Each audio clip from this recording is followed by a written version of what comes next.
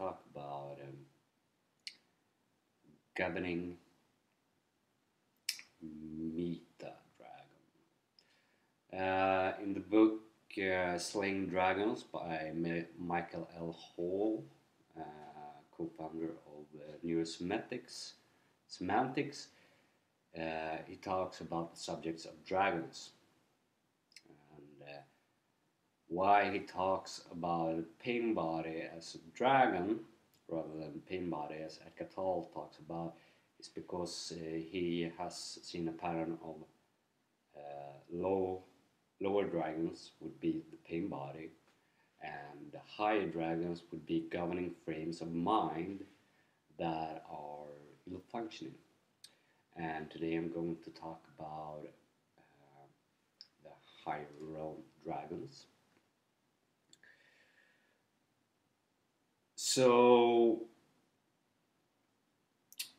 this is going to be a bit philosophical because I'm going to go into the subject of culture and social ethics in culture and how the argument around it goes to try to lure you in to follow a certain culture's way.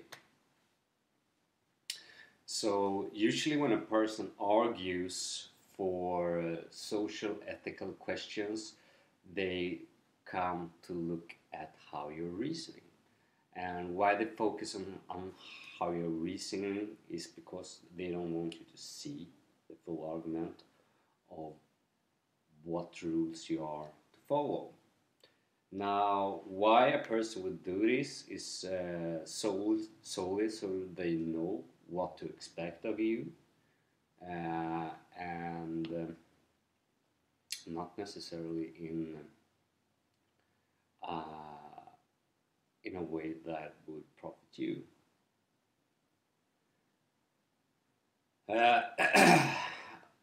This can go really bad if you're, say, promotional focused and you are with a person that is very prevention focused, because you will experience what's called cognitive dissonance after a while. And sure, if if it's a very small argument, then the cognitive dissonance might not be that bad. But if it's a very large argument about how you should live your life, it would be a problem.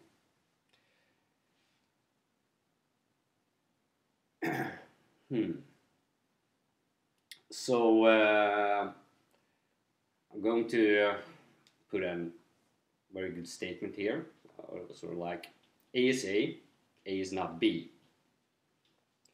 Sure, they are both letter, but still they are different. So simply, you cannot expect a guy to treat a woman as a child. So when you say you should protect women and children, the statement there is sort of like wrong because you put them in the same category and they are two different categories. I do believe, for example, that women are well capable of defending themselves and defending their own country. Therefore, they are not as much need in protection. Other than if the woman is pregnant, where then you defend the child that the woman is bearing. So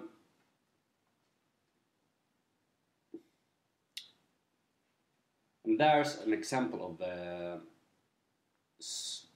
social culture morals or ethics, where you try to create some rules around an argument. And it doesn't matter if the argument is true or false. In why they use this argument is to know that what to expect of certain behaviors of people. So why do I have this? Well, you can control development very well, for say in a company or in a country, um, but it does not necessarily means that it's going to profit the individual. So if let's say that I were to be a German guy at the Second World War, it would not really profit me to go out to war, but it would profit the country, German, for me to go out to the war, and thereby they would try to create a culture where it's good to sacrifice yourself for your country, and parents would learn to believe that it's worth to sacrifice their sons and daughters to your country.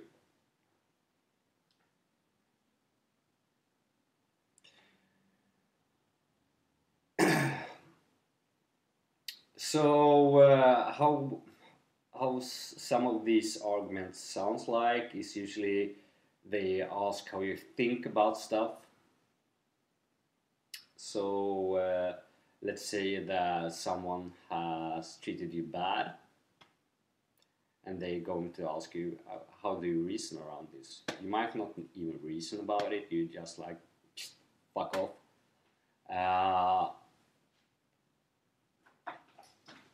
But they will try to, they want to know what result they might expect so that you don't go crazy and kill someone.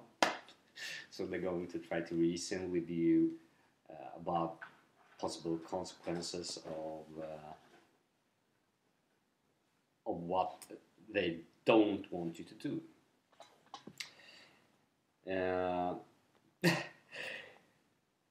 This gets sort of like a very fucked up problem if you are promotional focused, because you want rules to follow, not rules not to not break. So to explain the difference here is if you ask a promotional focused guy not to hit the wall, and the only important thing is that he's not supposed to hit the wall, and you keep on empathizing on that, that person is going to hit the wall rather than hit the red dot in the dart.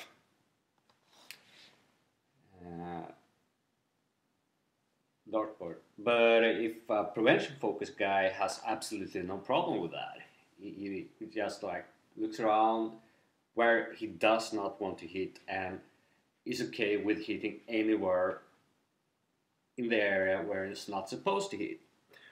So if you're promotional focused and you focus on the red dot, you're more likely to hit it, but you might fail sometimes and hit the wall. No biggies. It's okay to do mistakes.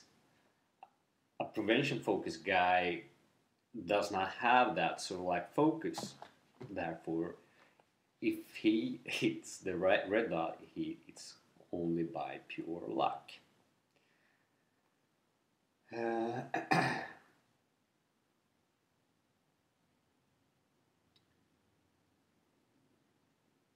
And why is it then important to learn this? Yeah, well, I want you to learn this because if you know it exists and you can have these governing rules in your mind that does not fit you, you need to understand that they are there and that does not fit you.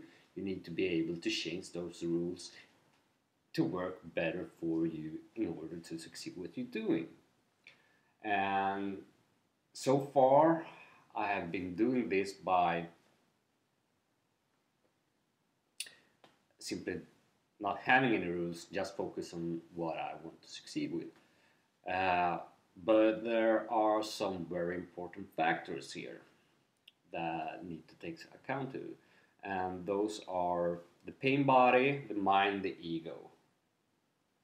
And if either of those are things that are controlling you or are able to act out through you, you might do things that you will regret in the end.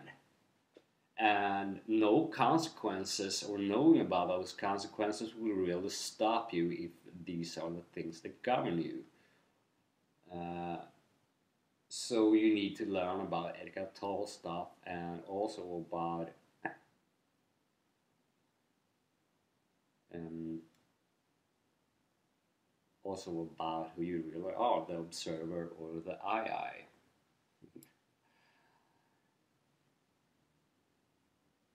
When you stop living in the past, you can stop thinking so much about the future as well. You have these old past hurts maybe in your life, and you go and keep on holding on to resentments and stuff like that. It's also going to be problems with actually letting yourself let go of rules and thought of consequences, because yeah, you might do stuff that you regret. But rules, well, and laws are only for those who have not awakened. Given that you want to use your mind in a very good fashion and way, you should not have really any governing rules at all. No musts, no must nots.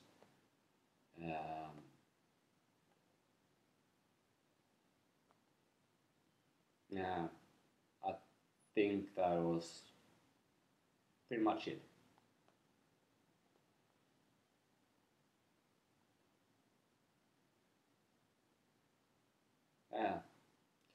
Yeah. So, to sum up this, you must not do anything other than one day die. When you learn to control the pain body and the mind, uh, and be present in the moment, you